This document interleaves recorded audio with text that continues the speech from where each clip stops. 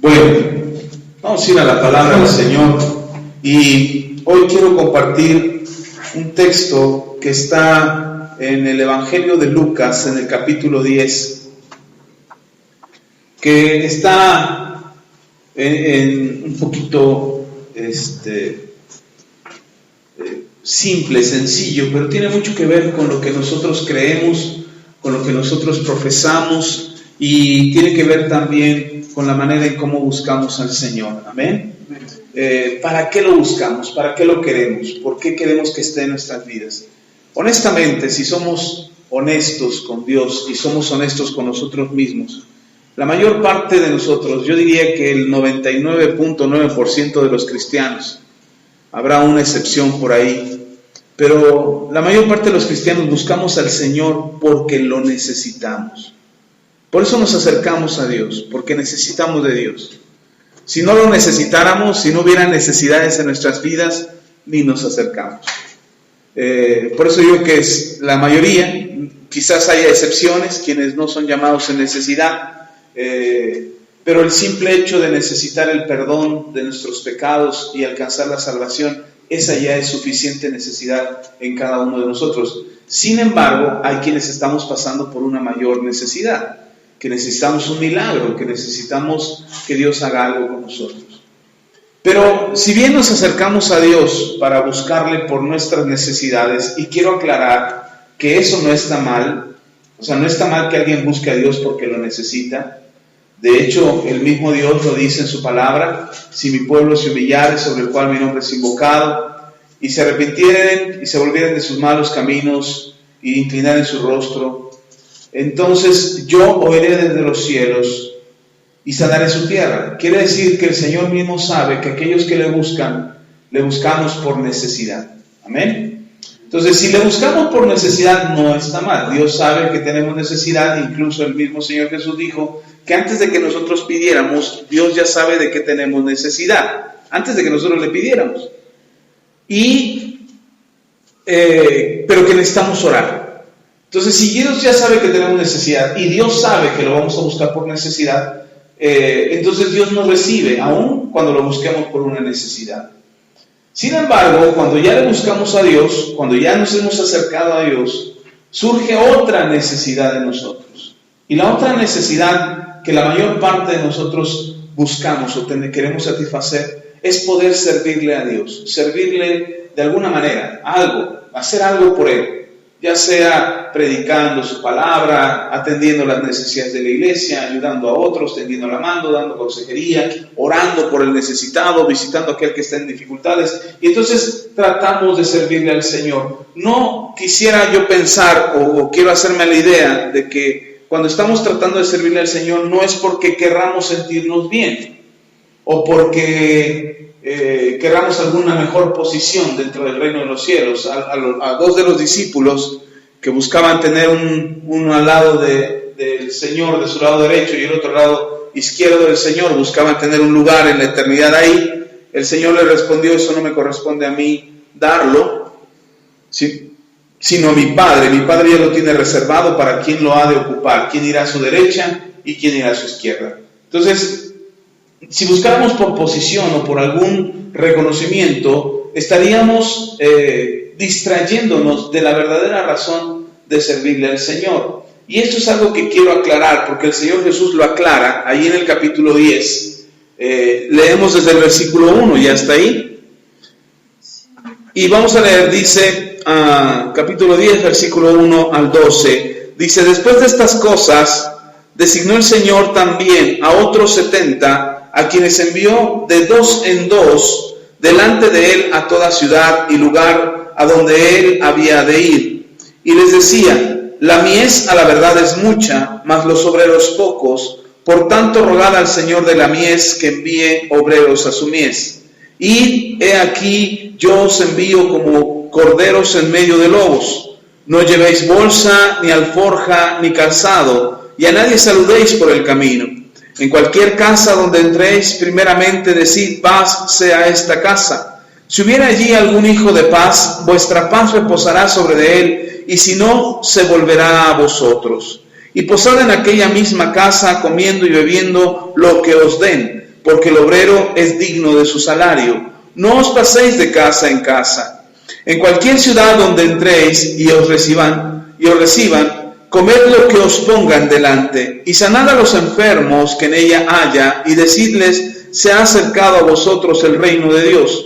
Mas a cualquier ciudad donde entréis y no os reciban, saliendo por sus calles, decid, aún el polvo de vuestra ciudad se ha pegado a nuestros pies, lo sacudimos contra vosotros, pero esto sabed que el reino de Dios se ha acercado a vosotros. Y os digo que en aquel día será más tolerable el castigo para Sodoma que para aquella ciudad. Esta es una de las palabras más duras o más fuertes que el Señor da, porque habla acerca de limpiarse los pies. Al final habla de esto. Ahorita vamos a regresar a lo que habla al principio, pero el Señor habla en un principio y dice en un principio que hay una misión que le otorga a estos 70. No son los 12 a los que él ya eran sus discípulos, son otros 70 que han caminado con él a lo largo de varios días y varios meses, y que han aprendido del Señor Jesús el mensaje del reino de Dios. Están con Jesús porque creen en este mensaje y porque creen en Jesús. Son 70 extras, no son los 12 del principio, son otros 70 más a los que envía, y los envía a hacer lo mismo que envió a los 12. Quiero que observen algo. El Señor no hace distinción entre unos y otros cuando se trata de servir. Él no dice, estos son los 12, tienen más jerarquía, estos sanan enfermos, liberan endemoniados, estos nada más que prediquen el evangelio. No. A todos los envía con la misma unción y con la misma misión de predicar el evangelio. Y les dice, no se afanen por las cosas que han de llevar, porque normalmente cuando nos dicen hay que viajar, normalmente nos preparamos para un viaje. Hacemos una muda de ropa, el cepillo de dientes, un calzado extra, lo que sea necesario, dependiendo del tiempo que vas a viajar, es para lo que te preparas.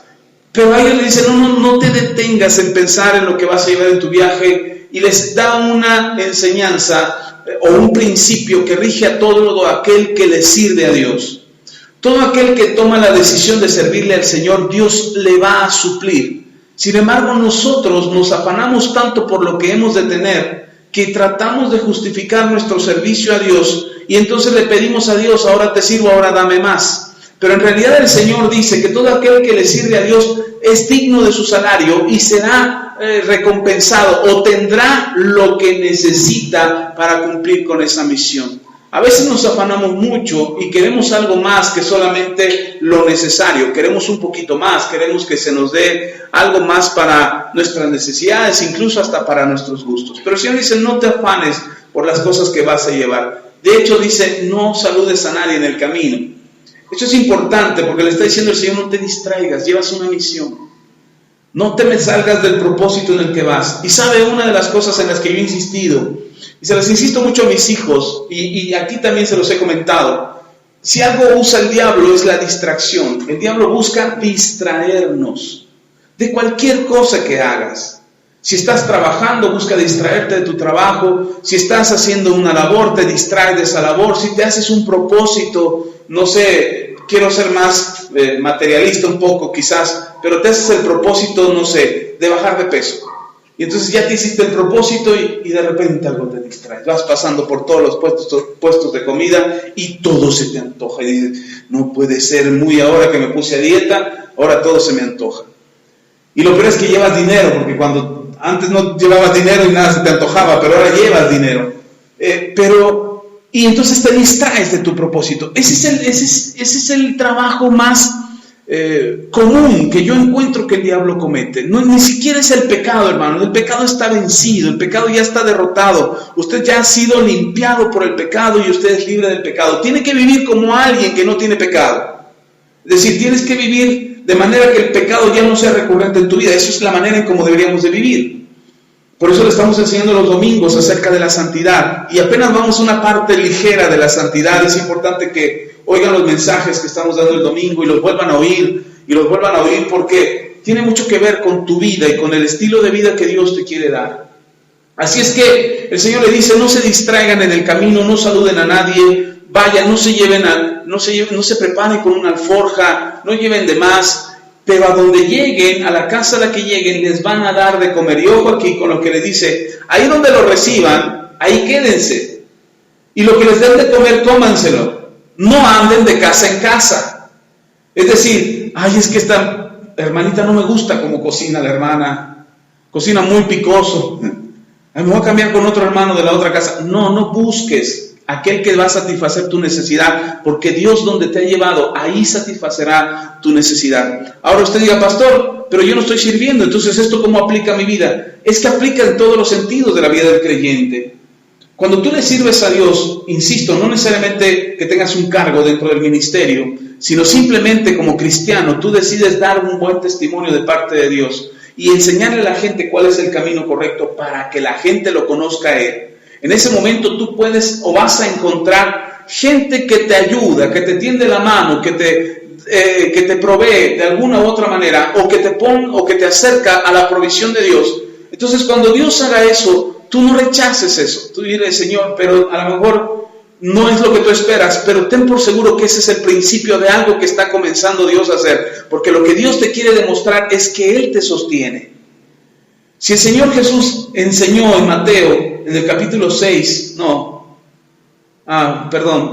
o 6, no recuerdo, 6, ya. En el capítulo 6 el Señor Jesús dice que Dios conoce todas nuestras necesidades, pero además no solamente conoce, sino que no nos afanemos por las cosas de este mundo, porque Dios nos dará esas cosas. Dice el Señor, busca primeramente el reino de Dios y su justicia, y todas las demás cosas vendrán por añadidura. El problema es que nos hemos detenido en el mundo o en la vida, nos hemos detenido a tratar de alcanzar las cosas de este mundo y nos hemos olvidado de buscar el reino. Tratamos de suplir nuestras necesidades y alguien alguna vez me dijo, sí, pero es que si no trabajo no como, es que si no trabajo no mis hijos no van a la escuela, y es que si no trabajo no cubro mis necesidades en la casa. Yo no estoy diciendo que no se trabaje, quiero aclarar esto. Lo que yo estoy diciendo es que una vez que estás trabajando, o una vez que estás haciendo alguna actividad, el Señor te ayudará a que a través de ese trabajo que ahora tienes, quizás no sea el que quisieras, pero es el que ahora tienes, te ayudará a suplir tus necesidades, ese trabajo. Dice, pastor, pero lo que gano no me alcance. Quizás lo que está pasando no es que no te alcance, quizás lo que te está pasando es que traes un lastre todavía, quizás deudas del pasado, quizás situaciones atrasadas, pagos no hechos, y entonces lo que vas, le explico qué es una deuda. Una deuda es robarle, una deuda es robarle, quitarle a tu futuro algo que ibas a recibir. Cuando tú adquieres una deuda, tú le estás quitando a tu futuro, no le estás dando a tu presente.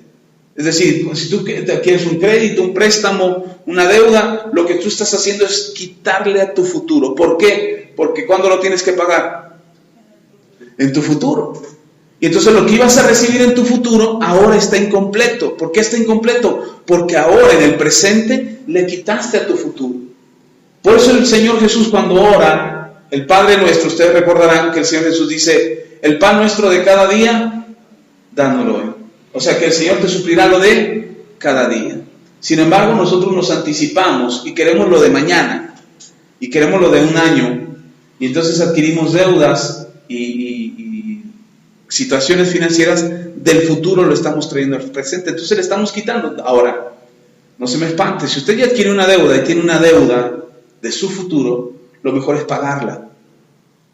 Páguela lo más pronto posible, no la retrase, no la rezague, vaya supliendo ese pago como le sea posible. Si necesita ir y refinanciar con aquel que le prestó y decir, ¿sabes qué? Sí te puedo pagar o sí te voy a pagar, pero necesito que lleguemos a un acuerdo, estoy ganando tanto y no me alcanza, entonces necesito que me hagas un cobro más bajo, o dame un plazo de tiempo para ahorrar y en tanto tiempo te lo voy a traer. Y si hace un compromiso de pago, cúmplalo. Porque estoy seguro que una vez que solvente sus deudas, su estabilidad económica se va a resolver. Y procure no volverse a endeudar. Llegará el momento, como dice la Escritura, en que no pedirás prestado sino que tú prestarás. Pero no puedes prestar si tú todavía debes, porque todavía le debes a tu futuro. ¿Sí está conmigo? Entonces ese es un consejo extra de lo que estamos hablando. Pero sabiendo esto, el Señor Jesús le dice, no te afanes, o sea, tú vas a llegar a un lugar, te van a dar de comer, lo que necesites te será suplido. No andes de tingo al tango, no te andes moviendo de aquí para allá. Conozco mucha gente que es muy inestable en sus trabajos. Y no me refiero a que tiene aspiraciones y que cambia de trabajo. No, me refiero a que es inestable. Que va al trabajo, se siente incómodo, no le gustó, renuncia a la semana, a las 2 semanas ya volvió a cambiar de trabajo y anda de trabajo en trabajo buscando a ver dónde cae. Esa es una instabilidad, es una desconfianza acerca de lo que ahora tienes, no te va a ser suficiente. Yo creo que si oramos por un trabajo, como yo he orado por muchos hermanos para que consigan un trabajo, si oramos por un trabajo y le pedimos a Dios que nos dé un trabajo digno, honesto, que le cubra sus necesidades, al primer trabajo que encuentras y te dan un trabajo, yo creo que ahí ese es el lugar en donde Dios te quiere tener, o quiere tener a esta persona. No digo que sea para siempre, simplemente digo que será en el momento, para la temporada, para la situación por la que estás viviendo, la que estás pasando. Si después de eso el Señor te mueve o tú encuentras una aspiración, un mejor salario, una mejor condición de laboral y puedes moverte, puedes hacerlo. No estoy diciendo sé esclavo, no. Sé leal al momento en donde tú estás. Sé leal al trabajo en el que estás. Si te contratan por una temporada, trabaja fielmente esa temporada. Si haces un trabajo un tiempo, sé fiel a ese trabajo y responde. Y el Señor te promoverá. Pero no podemos ser inconstantes, porque entonces estamos siendo negligentes en cuanto a la responsabilidad que tenemos de hacer bien las cosas. Por eso el Señor Jesús le dice a los 70, no a los 12, les dice a los 70, si llegan a una casa, quédense ahí en esa casa, no anden de casa en casa. Pero lo que me llama más la atención de todo esto es que el Señor Jesús les dice acerca del polvo del pie, dice, si lo reciben, la paz que ustedes llevan, esa paz será sobre aquella persona que lo reciba. Pero si no lo reciben, cuando salgan de la ciudad, cuando vayan por la calle, anuncien en la ciudad, yo me voy de esta ciudad y el polvo que se me pegó en mis pies me lo sacudo. Y hay una condena, hay una sentencia para esa ciudad. Es una palabra muy dura, porque parece que el Señor Jesús está condenando a los pueblos en lugar de salvarlos. Pero entendamos una cosa, los discípulos llevan una misión. Y cuando se trata de una misión, no podemos detenernos en lo que Dios no te asignó. Cuando tú tienes un propósito de vida, es importante que tú entiendas que tu propósito se tiene que cumplir. Que no te distraigas con las cosas que te van a sacar de tu propósito. Que no te distraigas con la gente que te va a sacar de tu propósito. Y que no pierdas tiempo en el lugar donde no debes de estar. Eso es una palabra muy dura. ¿Sabe? Apenas esta semana platicábamos mi esposa y yo que por qué dejamos de visitar a las familias y a los matrimonios. Nosotros invertíamos días de la semana, prácticamente toda la semana la teníamos ocupada, porque visitábamos matrimonios, familias enteras, y los íbamos a ver porque tenían problemas serios, problemas donde ya estaban a punto de divorciarse, donde había problemas de desobediencia de los hijos, problemas de adicciones en la pareja, muchas situaciones muy, muy difíciles que estaban provocando que esas familias fueran inestables. La mayoría de los casos fueron problemas matrimoniales. Y entonces íbamos y visitábamos a las familias y nos pasábamos horas, literalmente horas con las familias.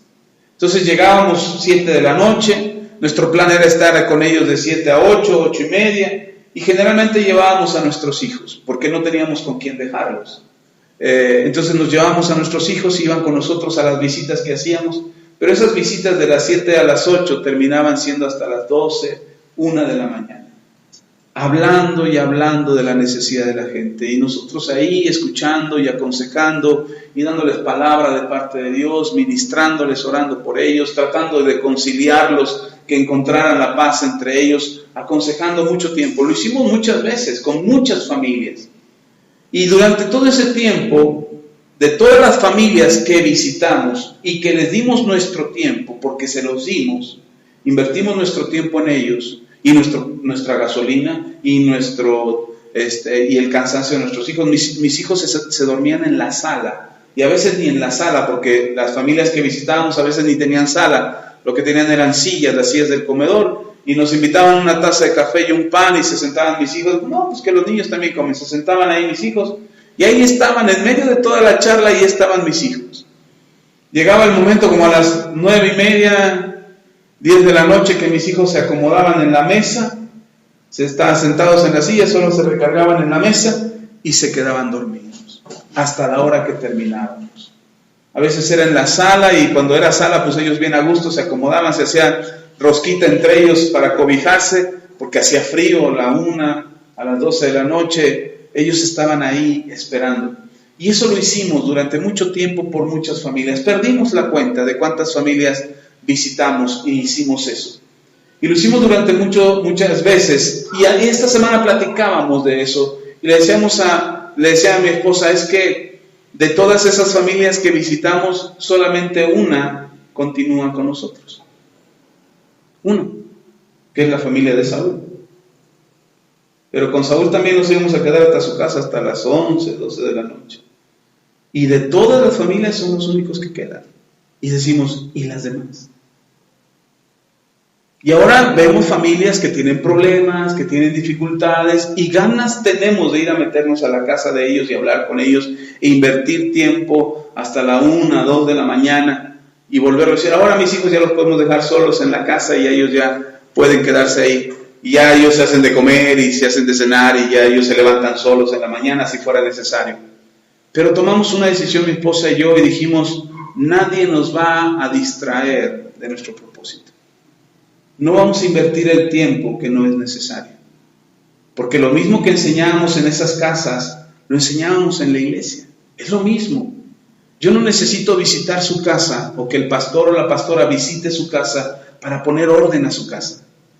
Porque no se trata de que nosotros corrijamos su vida, se trata de que usted aprenda cómo corregir su vida y lo haga usted. De eso se trata. Y que los problemas matrimoniales y los problemas con sus hijos y los problemas con su familia que usted tenga, los resuelva a través del consejo que les damos aquí. Y se va a dar cuenta que usted puede. Entonces, veíamos esta semana mi esposa y yo decíamos, es que ya no podemos hacer la misma visita. Le digo, no, ya no podemos. No debemos hacerlo. Y dice mi esposa, pero es que lo necesitan. No, no lo necesitan. No nos necesitan a nosotros. Al que necesitan es a Dios. Y créanme, ahí está la familia. Si nos ven, nos encontramos a los hermanos. Bueno, no sé si sigan siendo hermanos, porque ya no sé si vayan a la iglesia o no. Pero nos los encontramos y luego vamos a la iglesia. Ándale, pues siguen donde mismo. Ahí estamos donde mismo. Les mando la dirección. ¿Tiene el mismo número, pastor? No lo he cambiado en 15 años. Es el mismo número telefónico. Luego le hablo. Ándele, pues luego me habla. Y no nos encontramos. Y me ven y algunos hasta me dan la espalda. Bueno, no porque yo les deba o ellos me deban. Al contrario, son libres. Pero se sienten tan apenados de que invertimos tanto tiempo en ellos y que ellos no supieron responder. Entonces mi esposa y yo dijimos, no podemos volver a poner esas cargas. El que vaya a la iglesia irá por convicción, el que quiera estar en la iglesia lo hará por convicción, el que quiera escuchar nuestro consejo lo hará por convicción, porque es el mismo consejo que damos aquí. Entonces, no obligamos a nadie a creer, pero tampoco ya no nos distraemos, y no nos andamos sacudiendo el pie, o el polvo de los pies en la casa de nadie. No lo hacemos, porque queremos que Dios tenga misericordia de todos ellos. Pero han sido muchos, de verdad muchos. Alguien nos dijo una vez, una hermana que va a otra iglesia, también la visitamos durante muchos años, pero ella finalmente se congrega en otra iglesia y se congrega por ahí por comodidad. Pero la otra vez estaba hablando con mi esposa y le decía, ay Ceci, ustedes como pastores, si toda la gente a la que ustedes han ayudado fuera a la iglesia, no cabrían en su iglesia. Porque ha sido mucha gente a la que ustedes han ayudado, a la que han aconsejado, a la que han ministrado. Y nosotros no estamos esperando que se llene la iglesia. Nosotros estamos esperando, bueno, sí esperamos, ¿verdad? Que no va a decir, señores, no, que sí o no. ¿Estás orando o no estás orando porque sí? No es nuestra meta tener gente en la iglesia. Nuestra meta es que la gente se salve y que tenga conocimiento de Dios y que tenga convicción para seguir a Cristo. Esa es nuestra meta. Eso es lo que les mandó el Señor Jesús. Porque dice que los mandó, no solamente los mandó, dice que los mandó a las ciudades delante de Él. Es decir, las ciudades que Él iba a visitar, iban los apóstoles, los discípulos. Estos 70 iban, antes que Jesús llegara, iban los 70. En grupos de 2, en parejas. Y entonces llegaban a una ciudad y entraban y predicaban y la gente los escuchaba y los que no los escuchaban se salían de la ciudad.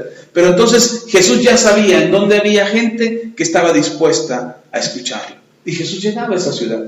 Esa es la labor que nosotros hacemos. Nosotros le hablamos a la gente. Si la gente quiere escuchar, entonces el que sigue por llegar después de nosotros es Jesús. Y entonces presentamos a Jesús, no a los pastores, no a los líderes. No queremos que nos reconozcan a nosotros como los salvadores de ellos. Nosotros queremos que reconozcan a Jesús como su Salvador, que dependan de Jesús, no de nosotros. Y entonces por eso hace unos años atrás dejamos de visitar. Ya tiene años. De repente cuando la necesidad es muy grande y cuando ya vemos que se están aventando la sartén y los platos, ya vamos y les ayudamos y metemos un poco de paz.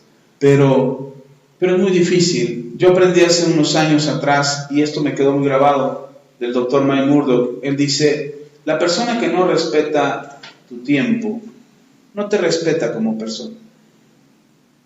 Y si alguien no te respeta, no va a escuchar tu consejo. Por más que tú le digas, que tú le aconsejes, que tú le hables, no te va a escuchar.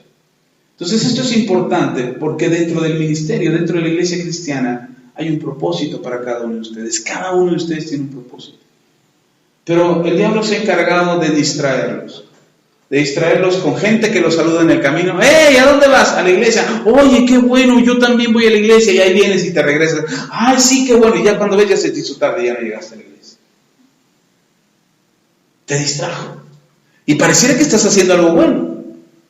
Pero el Señor Jesús les dice, no se distraigan. No importa quién sea. Oye, Señor, pero si no le predico esa alma se va a perder. No, yo me encargo de esa alma.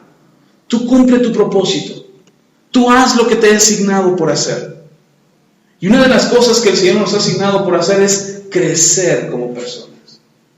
Crecer como hijos de Dios. Entonces lo que debemos de procurar nosotros es crecer, ser mejores.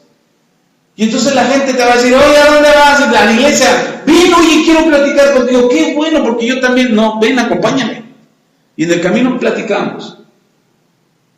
Ay, no tengo tiempo, manito, otro día. Ándale, pues otro día. Pero ya no me sacas a mí.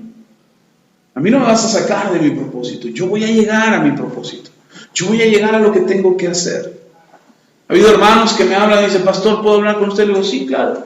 ¿Cuándo puede? Le digo, mi horario está saturado todo el tiempo. Mejor dime qué horario tienes libre tú y yo te digo si podemos platicar o no. Tal día. No coincidimos. Pero te puedo dar 10 minutos antes de la reunión de la iglesia.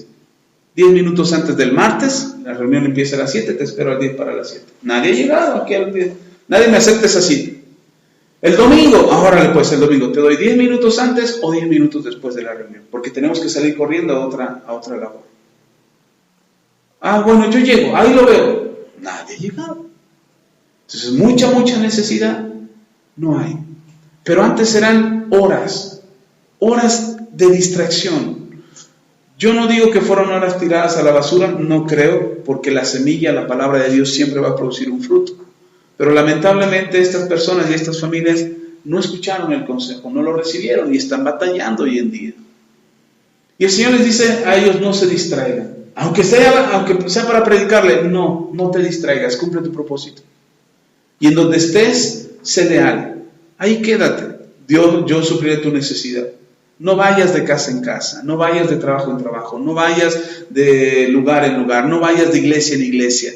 Asiéntate en un lugar, recibe el alimento y crece. Es lo que le dice el Señor a los discípulos. Y entonces los discípulos van, cumplen con el propósito, llegan a los pueblos evangelizan, comparten la palabra, oran por los enfermos son sanados, oran por los endemoniados son liberados.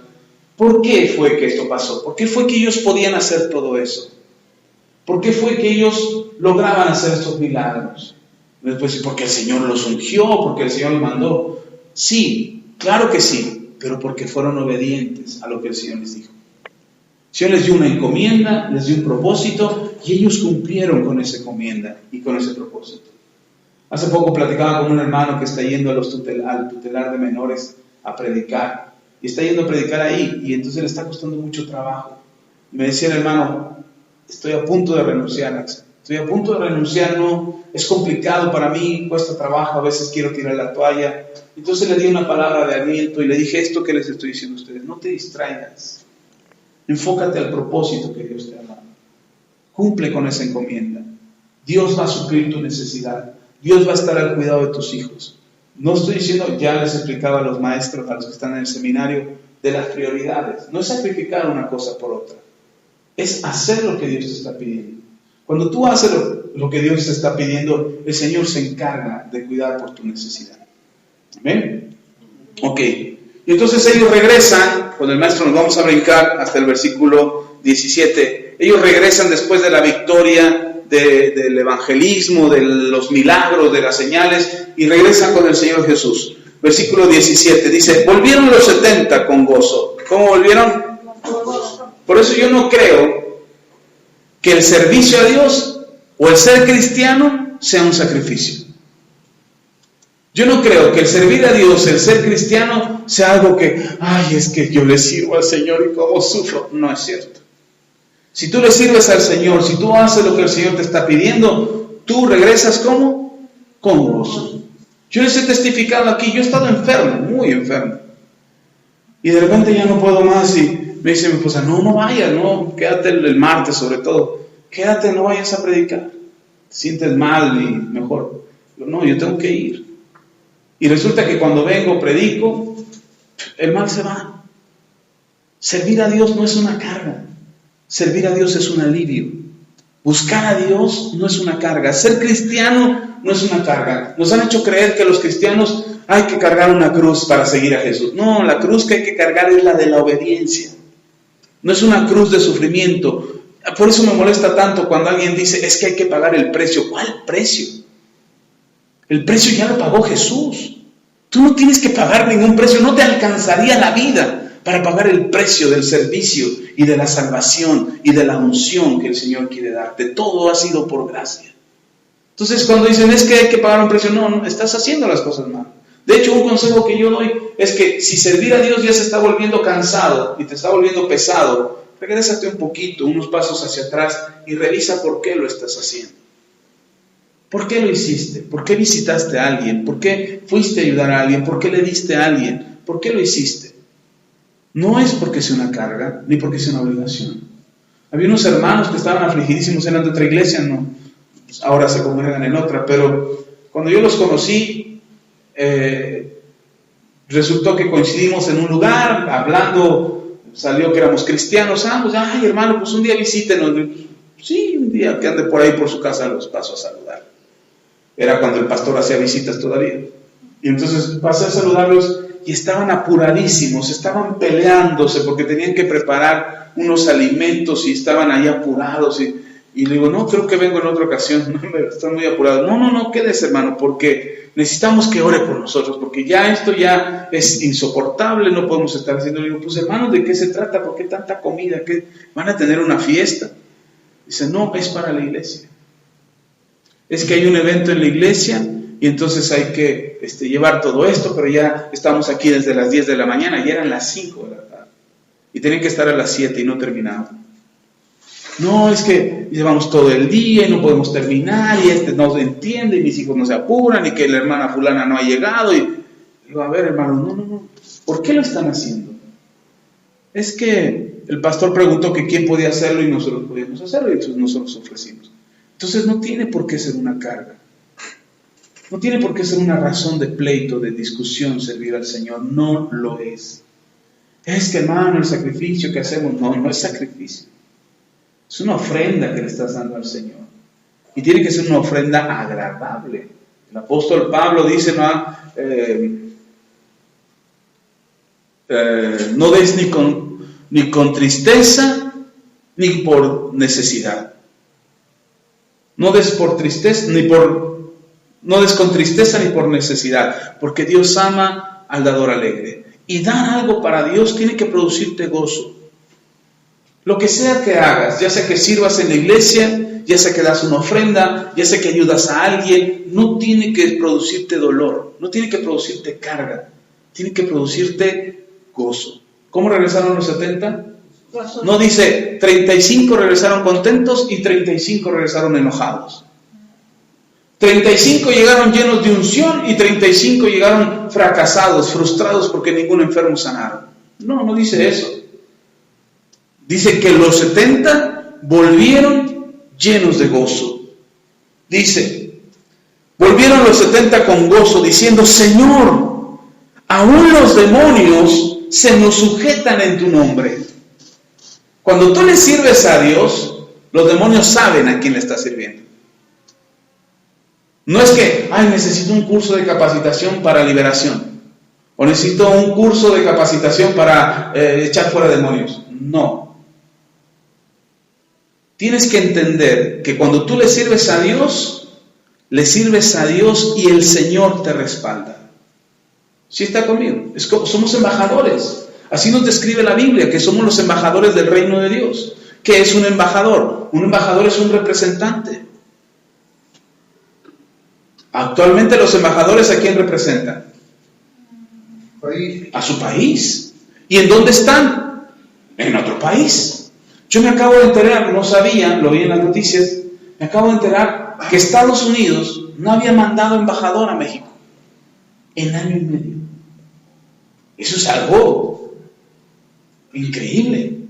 Somos sus vecinos inmediatos, somos su principal comerciante. Somos quien tiene una deuda con ellos económica.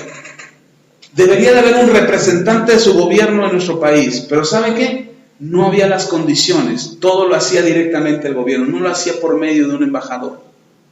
Y ahora que tenemos un nuevo gobierno, no, año y medio sí, año y medio, no más, como 2 años creo que me parece que hoy. Pero ahora que hay un nuevo gobierno, dice el gobierno de Estados Unidos, ya hay condiciones, podemos dejar un embajador que sea nuestro interlocutor con el gobierno mexicano. Y entonces el embajador vive en un lugar, en un país extranjero, pero vive en un lugar. ¿Cómo se llama ese lugar? Embajada. Y la embajada es un territorio dentro de otro territorio. La embajada de México en Estados Unidos, que hay varias embajadas en México, la embajada de México en Estados Unidos es un territorio mexicano en territorio extranjero. Así es que todo mexicano que llega a la embajada es como si estuviera pisando México. Ay, estoy en México. Debería sentirse en México, porque es su territorio. ¿Cómo? ¿Dentro de otro país? Sí, dentro de otro país. Por eso la Biblia dice que nosotros somos embajadores. Es decir, donde te pares es una extensión del país al que representas. ¿Qué país representas? Hoy son países, pero antes se llamaban reinos. ¿Verdad? Antes eran reinos, ahora son países. Entonces, antes, si tomamos las palabras de antes, entonces, ese lugar donde tú pisas, ¿a quién está representando? Al reino de Dios. Por eso yo creo, y estoy convencido, y estoy segurísimo, de que mi casa es una embajada del reino de los cielos. Y dentro de esta casa, donde yo vivo, hay embajadores, que son mi esposa, mis hijos y yo. Y entonces mi casa, donde, bueno, es mi casa, tengo que decirlo así, pero realmente no es mía, y cuando me vayan a estar, esa casa no me la voy a llevar. Pero el lugar donde yo vivo, esa casa donde yo vivo, es una extensión del reino de Dios. ¿Por qué razón? Porque el reino de Dios me respalda a mí como un representante suyo en la tierra. ¿Sí está conmigo o no? Sí. ¿Usted es un representante de quién es? Tiene que ser un representante. Ahora, como representante de Cristo, ¿cómo debería de actuar? Imagínense que en la embajada mexicana en Estados Unidos llega uno de nuestros paisanos que están allá de inmigrantes y dice, en la torre me va a agarrar la mía, me voy a meter a la embajada mexicana. Y entonces de repente entra, dice ahí, embajada mexicana. Y tiene banderas de Canadá, decoraciones de la India, muebles de España, el piso parece un piso chino. Y entonces cuando entra el mexicano dice, ah, caray, así no es México. Esta es la embajada mexicana. Ahora no estoy diciendo que va a encontrar unas señoras ahí oliendo con unos paisanos con sombreros, ah, sí es México. No, porque eso no es México. Pero tú te das cuenta cuando llegas a tu tierra. La vez que yo salí fuera del país, que me fui a Costa Rica, y que venía de regreso ya en el avión, tienes que dar un formato de que vienes de regreso, que eres mexicano, y lo que traes, y si traes comida o cosas de alimentos, ya lo tienes que reportar. Tienes que reportarte ante la aduana que estás entrando. Y entonces, cuando yo bajé del avión, venía de Costa Rica, cuando bajé del avión y pisé suelo mexicano, respiré y dije, ay, ya estoy en mi patria. Y entonces voy cruzando la aduana y se me quedaban viendo los oficiales ahí de la aduana y me dicen, ¿usted es mexicano? Le digo, sí. A ver su pasaporte, y saco mi pasaporte. Dice, sí, pásale, usted es mexicano. Es más, todavía ni les enseñaba, apenas estaba sacando el pasaporte y al verse verde con el escudo mexicano, dice, sí, pásale. Y ya adelante me revisaron mis maletas y los documentos y todo, pero se siente bien pisar tu tierra, se siente bien pisar tu país. Sabes que estás en casa. Nosotros, por eso dice la Biblia, que somos como extranjeros, como peregrinos en este mundo. Pero nosotros nos aferramos por tener un pedacito de este mundo, cuando el Señor dice, no debes de anhelar tener un pedacito de este mundo, debes de establecer mi reino, ahí donde yo te ponga, debes de establecer mi reino. Y entonces los 70 regresan llenos de gozo, contentos, están felices y le dicen al Señor, Señor, los demonios se nos sujetaban. Y el Señor se les queda viendo, pues sí, ¿cómo no? Si vienen en vestido, si vienen representándome a mí. Entonces no es porque diga, oye, este discípulo sí que trae la unción. No, este discípulo viene con todo el respaldo del reino de los cielos. A veces nosotros se nos olvida quiénes somos, perdemos nuestra identidad. Y nos aferramos a querer ser como son los de este mundo. Y queremos imitar a los de este mundo. Queremos hacer las cosas que ellos hacen, oír la música que ellos oyen, comer las cosas que ellos comen, vivir de la manera que ellos viven. Y el Señor dice, no te aferres. Vive como un hijo del reino, como un representante del reino. ¿Sí está conmigo? Ok. Y termino con esto. Les dice, los demonios se nos sujetan en tu nombre. Y les dijo, yo veía a Satanás caer del cielo como un rayo. He aquí, os doy potestad de hollar serpientes y escorpiones y sobre toda fuerza del enemigo, y nada os dañará. ¿Nada qué? Os dañará. ¿Qué te puede dañar? Nada. ¿Y entonces por qué sufrimos? Nada nos debe de dañar. Pero tenemos problemas financieros y ahí andamos sufriendo. Tenemos problemas matrimoniales y ahí andamos sufriendo. Me sorprendió lo que un matrimonio me dijo, pastor, ¿usted cree que Dios pueda restaurar nuestro matrimonio? Y yo me quedé bien, me dieron unas ganas de darle unos cinturonazos y unos latigazos. No es lo que yo crea, es lo que tú crees. Por eso cuando alguien me dice, pastor, ¿usted cree que Dios me pueda sanar? No es si yo creo, yo ya creo. Procuro vivir lo que creo. Si me enfermo, me peleo con la enfermedad un día, 2 días, pero no la dejo. Y la saco de mi cuerpo y vas para afuera. Y al otro día ando como menso, pero no la dejo y no me doblega y no vas a poder conmigo. Y no porque yo sea fuerte. Hermano, yo soy débil. A mí no me alcanzan las 5 horas de sueño, 4 horas de sueño que me echo todos los días. No me alcanzan, por eso lo ando como zombie. Pero el Señor es el que me fortalece. ¿Quién es el que te fortalece? ¿Quién es el que te da la fuerza? Entonces necesitamos entender Dice el Señor, nada, ¿qué te puede dañar? Nada. Entonces no te aflijas por las broncas que tienes. Me escribió una hermana y me dice, pastor, ¿pueden orar por mí? ¿Puedo ir a verlos el domingo? No, claro que sí. Va a otra iglesia. Pueden orar por mí, pero la conocemos desde hace muchos años. Digo, claro que sí. Voy a ver si puedo, porque mi trabajo, no te preocupes. Dice, es que necesito tanto de Dios. Le digo, sí. Es que ya no puedo más. Le digo, te entiendo. Pero es que es insoportable lo que estoy viendo. Le digo, lo sé. Me dice, creo que me está dando el avión, ¿está ocupado? Dijo, no, te estoy poniendo atención. Pero todo lo que me estás diciendo, lo sé y lo entiendo. El problema es que tú no has entendido quién es tu Dios. No es lo que yo crea, lo que yo sepa, lo que yo entienda, lo que yo he aprendido en mi vida. Es ¿qué crees tú? Y si algo tenemos que creer es que Dios está con nosotros. Dios nos está respaldando. Manda a estos 70 y no los mandó a pelearse con los demonios. Los envió con toda la autoridad.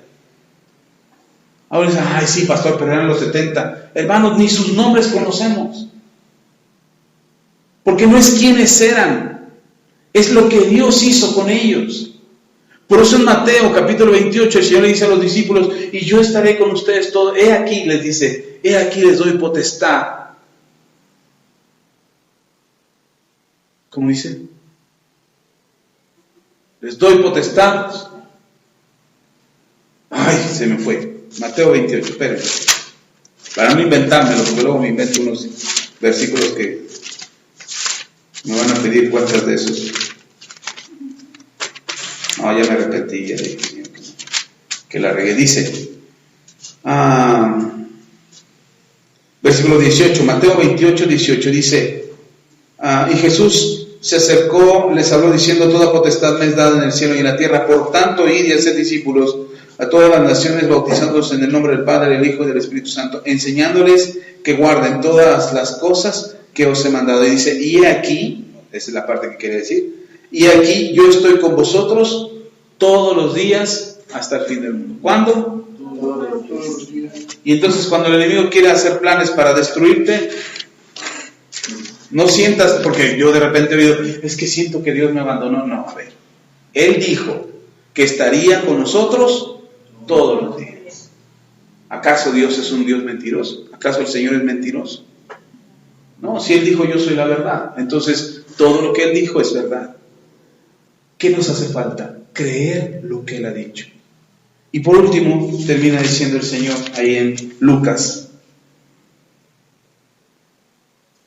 versículo 20, capítulo 10, versículo 20, dice, pero no os regocijéis de que los espíritus se os sujetan. ¿Cómo? Ellos vienen bien contentos porque los demonios se sujetan. Y Jesús le dice, no se gocen porque los demonios se sujetan. Bueno, entonces, ¿no deberíamos de estar contentos? No, lo que el Señor está diciéndonos es que servir a Dios no es una carga, es un gusto. Ser cristiano no es un peso, es un gozo. Dice, pero ese no es el gozo final, ese no debe ser la razón de tu gozo. La razón de tu gozo no es lo que haces para Dios.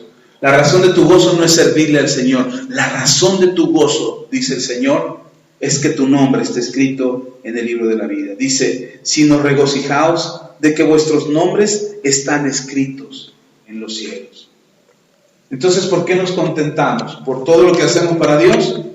No, deberíamos estar contentos, hacerlo con alegría, con amor, como para Dios, como dice el apóstol Pablo. Pero entonces, ¿cuál es el verdadero gozo que se produce en nosotros? El saber que somos salvos, que nuestros nombres están escritos. Eso es lo que debería de tenernos contentos. ¿Por qué estás contento, hermano? Si tienes un montón de problemas. Porque voy para el cielo. Ahí nos vemos. No, ahora, claro, nos empieza a despedir del mundo. Pero vamos para el cielo. Oye, pero tienes un montón de problemas. Sí, yo sé. Pero yo estoy contento. ¿Por qué estás contento? Porque el Señor me ama y voy para el cielo. Porque a pesar de todo esto que estoy viviendo, el Señor murió por mí para darme salvación. Ese es nuestro gozo. Esa es nuestra alegría. Ni siquiera es todo lo que podamos hacer para Dios. Ni siquiera es todo lo que podamos hacer para Dios. Es realmente lo que Él ha hecho por nosotros. Amén. Amén. Vamos a orar, póngase de pie.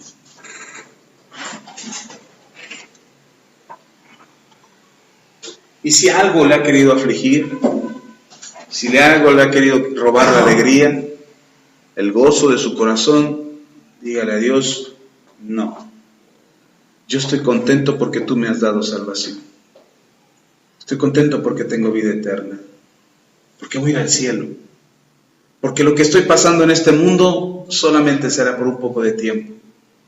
Y si he de padecer en este mundo, voy a padecer como buen embajador de Jesucristo, estableciendo el reino de Dios en la tierra. ¿Amén? Le aclaro algo.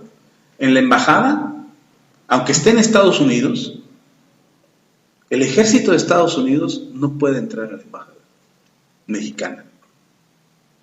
No sin permiso.